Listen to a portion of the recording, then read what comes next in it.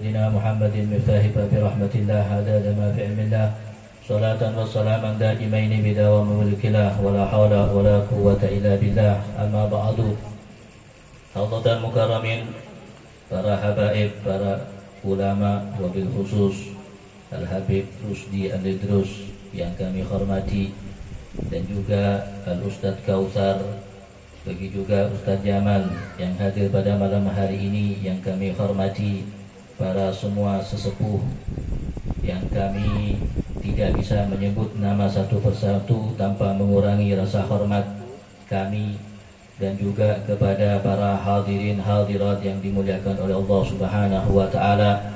Alhamdulillah, puji syukur kehadirat Allah Subhanahu wa taala pada malam hari ini kita bisa berkumpul menyaksikan salah satu pekerjaan, yaitu adalah sunnah Ar-Rasul sallallahu alaihi wasallam.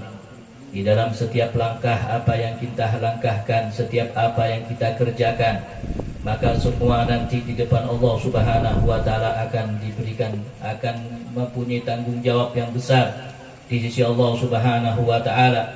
Apabila kemudian pekerjaan yang kita kerjakan tidak sesuai dengan sunnah Ar-Rasul sallallahu alaihi wasallam, maka sungguh betapa ruginya. Dan apabila pekerjaan kita sesuai dengan sunnah Ar-Rasul sallallahu alaihi wasallam, maka kita akan menjadi hamba-hamba yang beruntung.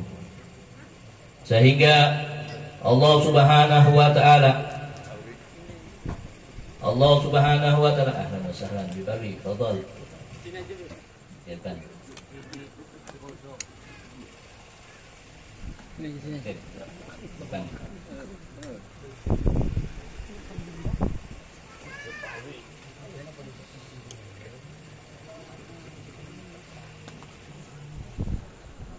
Sehingga Allah Subhanahu wa taala berfirman di dalam Al-Qur'an, ku anfusakum wa ahlikum nara, bahwa Allah Subhanahu wa taala memerintahkan kepada kita, ku anfusakum, maka jagalah diri kalian, dan juga wa ahlikum, dan juga keluarga kalian, yaitu adalah dari kobaran api neraka. Maka dari sinilah tidak ada jalan yang bisa membebaskan keluarga-keluarga kita dan juga diri kita, melainkan yaitu dengan cara penghambaan kita kepada Allah Subhanahu wa taala. Sehingga disebutkan adalah wa'allimu wa'adibu, maka ajarilah mereka, dan juga adalah ajari juga tentang adab kepada mereka. Maka sungguh di dalam untuk kesejahteraan di dalam urusan materi sama sekali di dalam pendidikan itu tidak disebutkan, melainkan tanggung jawab kita sebagai orang tua kepada anak, yaitu hanya dua. Yang pertama di situ adalah memberikan dengan pelajaran yang baik sesuai dengan agama, kemudian yang kedua kasih nama dengan nama yang baik. Apabila kemudian pendidikan ini tidak dimulai dari awal, maka betapa sulitnya di saat kemudian kita mendidik seorang anak. Karena Rasul sallallahu alaihi wasallam di situ menyebutkan kullul maulud yuladu 'alal fitrah, bahwa sesungguhnya di dalam setiap kelahiran anak itu dilahirkan dengan keadaan fitrah, maka tergantung baik tidaknya, baik menjadikan orang Yahudi atau Nasrani di dalam hadis di situ, maka itu semua dikembalikan kepada orang tuanya. Mau dijadikan apa anaknya, maka tergantung kita. Apalagi kita berada di Indonesia, tempat yang jaya, yang aman, ulama di mana-mana, ustadz di mana-mana. Kadang kita bertetangga dengan ustadz, akan tetapi kita kadang tidak mengenal kepada Allah dan tidak mengenal kepada Rasul sallallahu alaihi wasallam. Maka betapa ruginya. Maka di saat kemudian dengan kelalaian kita terhadap anak, maka bukan menjadi keberuntungan, akan tetapi nanti akan menjadi celaka. Sehingga di dalam kitab, salah satu kitab Imam Ghazali, di situ diceritakan nanti ketika yaumul hisab, kemudian ada seseorang, dia ketika dihisab oleh Allah Subhanahu wa taala dan kemudian menuntut kepada Allah Subhanahu wa taala, ya Allah, maka ambilkan hakku terhadap orang yang telah mendidikku.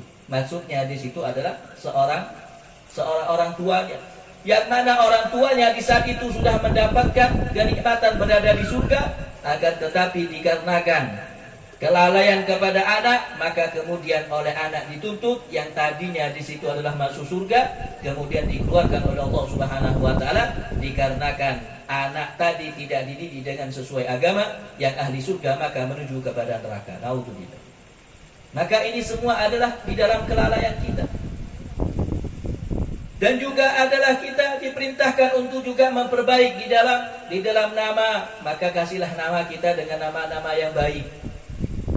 Sehingga disebutkan diawali dengan nama adalah Abdun, seperti adalah Abdurrahman, Abdurrahim, dan juga sebagai nama-nama orang-orang yang soleh, maka itu adalah merupakan kewajiban bagi kita untuk memberikan nama-nama yang baik. Janganlah kita kemudian memberikan nama kepada nama anak kita kemudian dengan nama-nama yang keren. Misalnya ada karena punya idola kepada petinju kemudian dikasih nama Michael Jackson misalnya. Akhirnya ketika menjadi ustadz atau menjadi ceramah, akhirnya dipanggil sama MC, akan pidato, akan disampaikan oleh Kiai Haji atau guru Michael Jackson. Kan? Dikira mau nyanyi sama orang. Maka dari situlah bagi kita memberikan dengan nama-nama yang baik.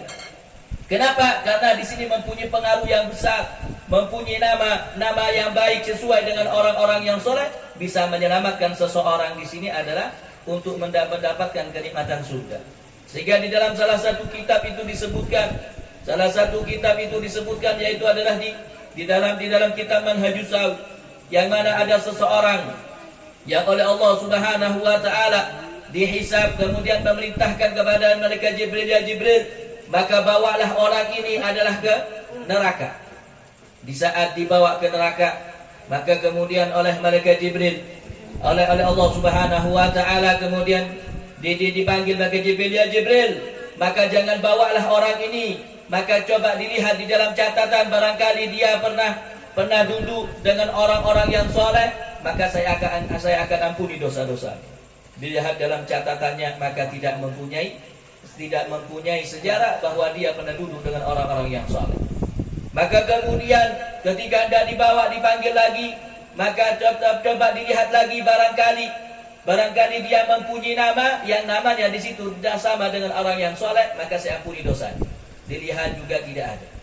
Kemudian kata Allah Subhanahu wa taala, maka coba dilihat lagi, barangkali dia mempunyai nama yang namanya sama dengan namanya orang soleh, dari mbah-mbahnya sampai ke atas, barangkali ada yang soleh, maka saya akan ampuni. Maka dilihat juga tidak ada. Ini tidak ada yang mempunyai nama-nama sedikit pun dengan orang-orang yang soleh, duduk bersama orang yang soleh tidak. Kemudian mempunyai nama dengan orang yang soleh juga tidak. Maka kemudian oleh Allah Subhanahu wa taala, ya Jibril, maka pegang tangannya dan bawalah dia ke surga, bahwa dia mempunyai seorang teman yang temannya di situ adalah cinta kepada orang yang soleh. Ini adalah teman yang cinta kepada orang soleh bisa menyelamatkan, apalagi kemudian kita mempunyai nama dengan nama orang yang soleh, maka insya Allah anak-anak kita akan diselamatkan oleh Allah Subhanahu wa taala. Di dalam semua pendidikan sangat jelas Rasul sallallahu alaihi wasallam di situ di dalam cara mendidik, kasih sayang Rasul sallallahu alaihi wasallam kepada Sayyidina Hasan dan Sayyidina Husain, sehingga dari dekatnya Rasul sallallahu alaihi wasallam dengan cucunya, sehingga biasa Rasul sallallahu alaihi wasallam itu adalah menjadi kuda-kudaan dari Sayyidina Hasan dan Sayyidina Husain. Maka sahabat ketika melihat hal yang seperti itu terjadi kepada Sayyidina Hasan dan Sayyidina Husain, kemudian mengatakan kepada Sayyidina Hasan, ya Sayyidina Hasan, maka ahsanul jamal jamalu minka. Sebaik-baik unta itu adalah untanya engkau. Siapa untanya? Adalah Rasul sallallahu alaihi wasallam. Itu dari dekatnya Rasul sallallahu alaihi wasallam. Itu adalah pendidikan kepada anak-anak yang kecil, sehingga kasih sayang yang ditanamkan kepadanya itu adalah juga sangat besar. Begitu juga terjadi kepada sahabat Rasul sallallahu alaihi wasallam. Itu terjadi kepada Sayyidina Umar di saat beliau menjadi khalifah. Ketika beliau itu dilihat dilihat oleh salah satu menterinya di saat masuk ke dalam. Ternyata Sayyidina Umar dari dekatnya kepada anaknya, dia bergurau sampai keadaan anaknya itu main di atas perutnya.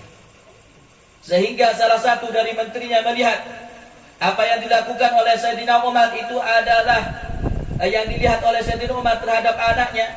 Maka kemudian sang menteri ini kemudian tinggal, karena seakan-akan itu adalah bukan pendidikan. Maka ditegurlah sang menteri, kemudian menegur Sayyidina Umar, "Ya Amirul Mukminin, engkau apakah seperti itu terhadap keluargamu?"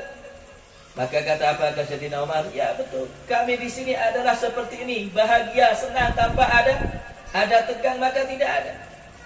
Maka kemudian oleh Sayyidina Umar ditanya, "Kalau engkau, apa yang dilakukan di rumahmu?" Maka dia kemudian mengatakan, "Kalau saya sangat tegas berada di rumah. Apabila saya masuk, semuanya pada dia. Kaku di dalam rumah itu adalah menjadi rumah tangga yang kaku. Kalau sudah masuk, yang istri diam ketakutan, yang anak juga diam merasa ketakutan." Maka apa Sayyidina Umar, "Mulai sekarang engkau berhenti sudah menjadi menteri, engkau sama keluarganya sendiri sudah tidak bisa lemah lembut. Bagaimana kepada umat Rasul sallallahu alaihi wasallam?" Maka seperti itulah mereka di dalam pendidikan rumah tangganya, pendidikan kepada anak, karena anak itu adalah merupakan aset bagi kita yang terbesar, yang bisa menyelamatkan kita nanti di depan Allah Subhanahu wa taala, yang juga bisa menolong kita di dalam syafaatnya kepada kita, yaitu juga diantaranya adalah anak yang bisa menolong. Bahkan di dalam riwayat itu disebutkan dalam hadis, barang siapa yang mempunyai anak kemudian dia hafal Quran, dan kemudian dia mengharamkan perkara yang haram dan menghalalkan perkara yang halal, maka dia bisa memberikan syafaat kepada keluarganya, yang mana 10 dari keluarga yang dia wajib masuk neraka. Ini gara-gara di dalam tarbiyah, gara-gara yaitu adalah di dalam urusan pendidikan, maka bisa membawa dari keselamatan di akhirat, dan juga bisa akan membahagiakan di dunia. Dan mudah-mudahan anak kita semuanya oleh Allah Subhanahu wa taala dijadikan anak yang soleh dan juga dijadikan anak yang soleha. Para hadirin yang dimuliakan oleh Allah Subhanahu wa taala, maka dari itulah kalau kita tidak mengikuti terhadap sunnah Rasul sallallahu alaihi wasallam, lantas kita mau mengikuti cara siapa? Kalau kita tidak mengikuti dengan sunnah-sunnah Rasul sallallahu alaihi wasallam, bagaimana? Maka kita lihat di dalam keluarga Rasul sallallahu alaihi wasallam, tidak sedikit pun oleh Rasul sallallahu alaihi wasallam di dalam kebahagiaan rumah tangganya di situ dengan materi, maka sama sekali tidak. Bukan kalau itu adalah urusan Allah Subhanahu wa taala, wa ma min dabbatil ardi illa 'ala Allahi rizquha. Allah yang menentukan di dalam setiap yang oleh Allah Subhanahu wa taala ciptakan tentang riziknya. Maka kita tidak usah memikirkan tentang hal itu, karena Allah yang sudah menentukan.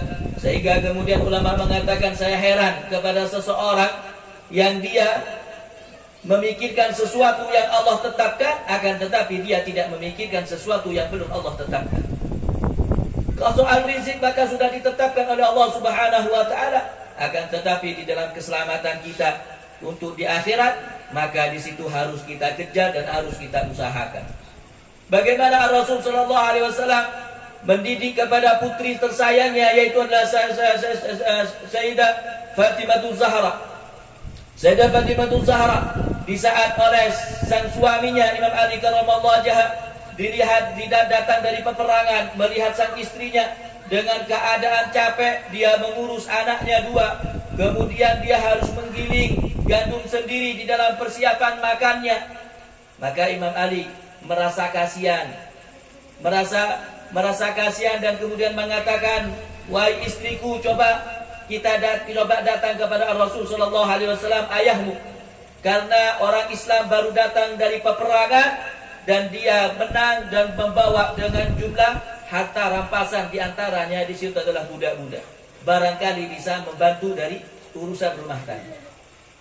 Kemudian Sayyidah Fatimah Zahra datang kepada Rasul sallallahu alaihi wasallam, maka di saat datang kepada Rasul sallallahu alaihi wasallam, maka tidak bisa mengucapkan sedikit pun di dalam urusan dunia, meminta di dalam urusan dunia. Malu kepada Rasul sallallahu alaihi wasallam, dikarenakan menyaksikan diri bahwa putrinya bagaimana Rasul sallallahu alaihi wasallam di dalam urusan-urusan dunia. Sehingga apa yang dilakukan oleh Sayyidah Fatimah Zahra, maka tidak bisa mengucapkan, akhirnya pulang. Ketika ditanya oleh sang suaminya bagaimana, udah minta kepada Rasul sallallahu alaihi wasallam, maka dia mengatakan tidak bisa mengucapkan man. Maka kemudian oleh Imam Ali, kalau seperti itu saya temani. Kemudian ditemani. Datang lagi kepada Rasul sallallahu alaihi wasallam, maka Rasul sallallahu alaihi wasallam itu sangat senang kepada Imam Ali dan juga kepada Sayyidah Fatimah Zahra. Maka diungkapkan oleh sang suaminya, ya Rasulullah, ini adalah Fatimah. Sekarang adalah menjadi orang-orang yang sudah membutuh bantuan karena masih mengurus kepada anaknya, kemudian masih ngurus kepada kebutuhan-kebutuhan di dalam memasak dan sebagainya. Maka apa kata Rasul sallallahu alaihi wasallam? Bukan karena di sini karena putri tersayangnya. Beliau adalah seorang utusan Allah Subhanahu wa taala, walaupun dengan banyak di dalam harta rampasan, malah sama Rasul sallallahu alaihi wasallam bukan dikasih di dalam urusan materi, bahkan didekatkan kepada Allah Subhanahu wa taala. Kemudian diperintahkan untuk membaca doa sebelum tidur, yaitu adalah doa ketika kita selesai dalam sholat yang kita baca, yaitu adalah subhanallah, kemudian subhanallah, alhamdulillah, Allahu akbar, yaitu adalah baca 33 sebelum tidur. Maka kata Rasul sallallahu alaihi wasallam, barang siapa yang membaca ini sebelum tidur, maka Allah akan memberikan pertolongan melebihi pertolongan dari Buddha. Maka seperti itulah cara Rasul sallallahu alaihi wasallam di dalam membahagiakan keluarganya, hanya tiada lain hanya untuk berdekatan kepada Allah Subhanahu wa taala. Sampai kemudian salah satu seperti halnya Abu Nawas ketika ditanya oleh seseorang, kenapa engkau wahai Abu Nawas kok tidak ada syairnya untuk memuji kepada Ahlul Bait? Maka apa yang dikatakan, bagaimana saya ingin memuji kepada Ahlul Bait sedangkan di dalam rumahnya para malaikat keluar masuk di dalam. Bagaimana untuk memujinya? Karena keutamaannya di situ adalah sangat besar. Maka seperti itulah di dalam rumah tangga Rasul sallallahu alaihi wasallam, maka mereka semua yaitu adalah didekatkan diri kepada Allah Subhanahu wa taala, dikenalkan kepada Rasul sallallahu alaihi wasallam, khususnya di dalam momen-momen yaitu adalah di kelahiran Rasul sallallahu alaihi wasallam. Maka jangan sampai dari anak-anak kita kemudian tidak kenal kepada Rasul sallallahu alaihi wasallam. Dan mudah-mudahan dengan langkah yang kita saksikan, seperti hanya diadakan aqiqah yang kita saksikan, ini adalah sebuah pendidikan awal melalui sunnah Rasul sallallahu alaihi wasallam, maka dijadikan oleh Allah Subhanahu wa taala anak yang saleh. Dijadikan oleh Allah Subhanahu wa taala anak kita juga adalah menjadi anak yang saleh dan saleha. Dijadikan keluarga sakinah mawaddah warahmah yang mendapatkan ridha Allah Subhanahu wa taala, mendapatkan kecintaan dari Rasul sallallahu alaihi wasallam. Mungkin cuma ini yang bisa kami sampaikan, kurang lebihnya mohon maaf. Akhiran, assalamualaikum warahmatullahi wabarakatuh.